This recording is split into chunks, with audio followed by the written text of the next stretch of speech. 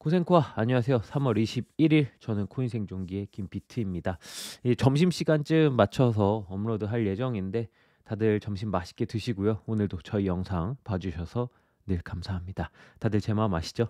그럼 오늘도 코인생존기 출발하겠습니다. 가자! 구독, 좋아요, 알림 설정 부탁드립니다. 오늘도 소중한 시간 내주신 구독자, 시청자 여러분들 항상 감사하고 사랑합니다. 자, 오늘도 몇 가지 이야기를 해볼까 합니다. 우선 자, BTFP 이것 때문에 시장이 굉장히 뭐 핫해요. 뭐 은행이 막 망한다 이런 얘기와 함께 이 시스템이 뭐 양적 완화냐 아니냐, 돈이 실제로 늘어났냐 늘어나지 않았냐, 뭐 이런 이야기들로 많더라고요. 막 이야기가 사실 저희가 경제학자는 아니잖아요. 전문가들도 뭐 서로 저렇게 막 다툴 수준이면 애초에 복잡한 구조겠죠. 결국에는 우리가 봐야 하는 건 한 가지가 아닌가 싶습니다. 결국 우리가 중요하게 생각해야 하는 것은 시장 참여자들이 이 이슈를 어떻게 받아들였냐라는 것이죠. 이것으로 인해 내러티브 자체가 조금 변화한 것 같아요. 은행들의 문제가 1차적으로 어느 정도 해결이 되면서 시장은 19,500달러라는 바닥을 한번 확인하고 재차 반등하는 모습을 보여줬죠. 그 실리콘밸리 뱅크랑 크레딧 스위스 문제, 그리고 그것들이 해결되는 과정 속에서 1차적으로 꽤나 좋은 반등을 보여주고 있습니다.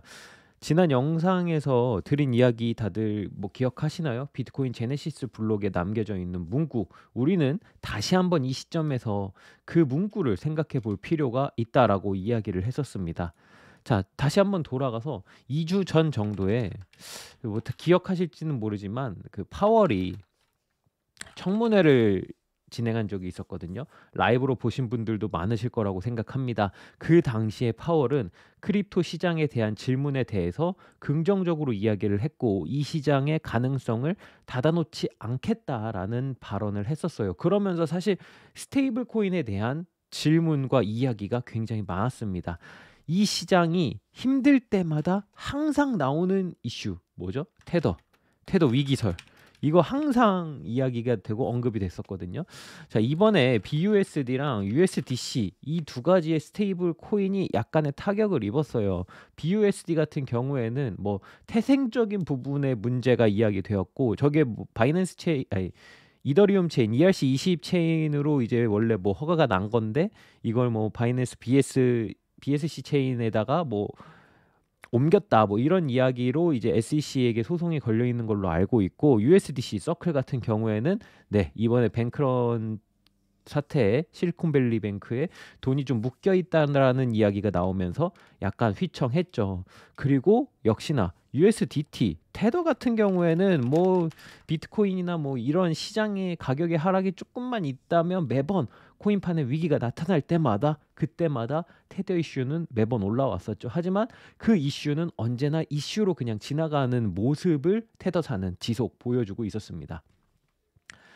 자, 뭐 이번 미국 은행들의 사건이 뭐 이쪽에서만 일어난 건 아니에요. 솔직히 FTX 거래소의 뱅크런도 있었죠. 하지만 FTX 사태 이후 이 시장의 선두 주자인 CG가 이끄는 바이낸스가 본인들의 잔고를 증명하면서 이제 그런 모습을 계속 보여주면서 이 여파가 다른 거래소들로 계속 확장이 되어 가고 이제 그런 모습을 보여주었고, 그리고 저는 이런 거래소들의 움직임을 보면서 이슈가 있었지만 이 시장이 자체적으로 계속 정화가 되고 있구나라는 생각을 굉장히 강하게 했습니다.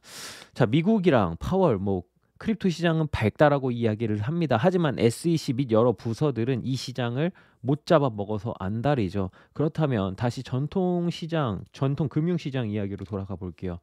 자, 여러 미국 은행들이 위기라는 이야기가 떠돌면서 시장은 위험에 휩싸여 있고 결과론적으로는 긴급 대출 시스템, 아까 얘기했던 그 BTFP 같은 이런 걸 통해서 뭐 한 곱이 넘겼다라고 봐야겠죠. 하지만 제가 리서치를 하다가 참 좀 어이없는 내용을 좀 발견해서 영상에 남겨보려고 합니다.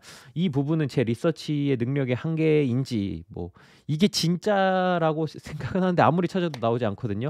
혹시나 정확한 내용을 알고 계시다면, 제가 알고 있는 부분이 틀렸다면 댓글로 남겨주시면 감사하겠습니다.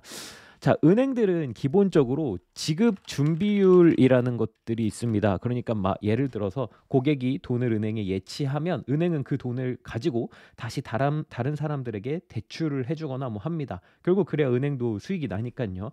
하지만 무작정 모든 금액을 다 대출해 줄 수 있는 건 아닙니다. 한국 은행들 같은 경우엔 지급 준비율, 지급 지준율이라는 게 7%예요. 그러니까 무슨 이야기냐면 고객들이 예치금 100억을 맡겼다 하면 은행은 7억을 꼭 갖고 있어야 한다는 뜻이죠. 참 솔직히 좀 그렇죠. 7%라 제가 알고 있는 상식선에서는 은행의 지준율은 10%, 아, 미국 은행의 지준율은 10%라고 알고 있었습니다. 사실 테더 이슈 터질 때마다 그들이 보여주는 이제 그 지급 준비율을 따지고 들면서 그들에게 들이댔던 잣대를 생각해 본다면 참 할 말은 안 나오지만 어쨌든 저는 이제 한국은 7%, 미국은 10% 정도라고 알고 있었어요. 근데 이제 이번에 이런 이슈가 터지면서 뭐 검색을 조금 해봤거든요. 근데 이제 패드 홈페이지에 우연히 이제 갔는데 이런 이야기들이 있더라고요. 그래서 요거를 한번 봐보겠습니다.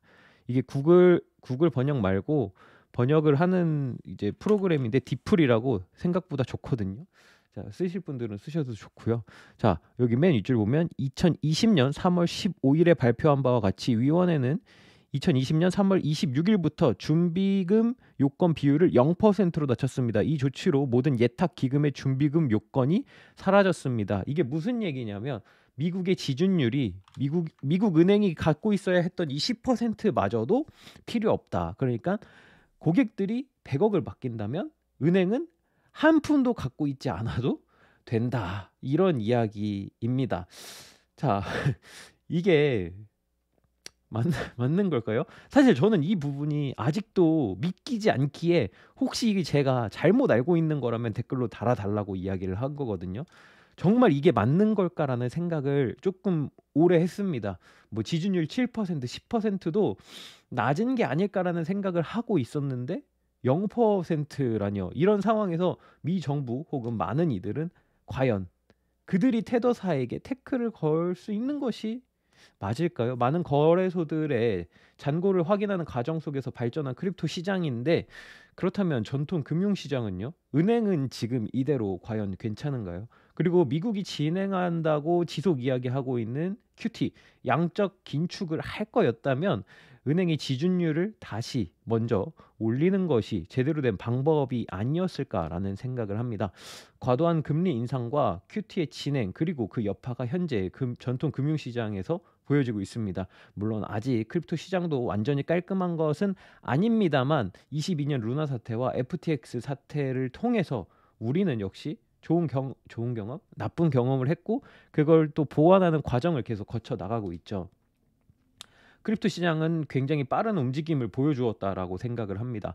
거래소들이 합심하고 잔고를 공개했고 뭐 이런 움직임들 말이죠. 반면에 금융 시장은 어땠습니까? 08년 리만 브라더스 사태 이후 수많은 은행들이 파산하였죠. 하지만 현재 미국의 은행은 더 나아진 점이 있습니까? 역시 다시 또 네, 은행이 망한다라는 이야기가 나오고 있죠. 지준율 0%를 앞세우며 QT를 진행하고 있는 상황이 맞는 상황일까요? 라는 생각을 다시 한번 해보게 됩니다. 자, 오늘은 여기까지 보시는 분들에게 의미 있는 영상이 되었기를 바랍니다. 이상 저는 코인 생존기의 김비트였습니다. 모든 구독자 시청자 여러분이 페라리를 사러 가는 그날까지 코인 생존기는 계속됩니다.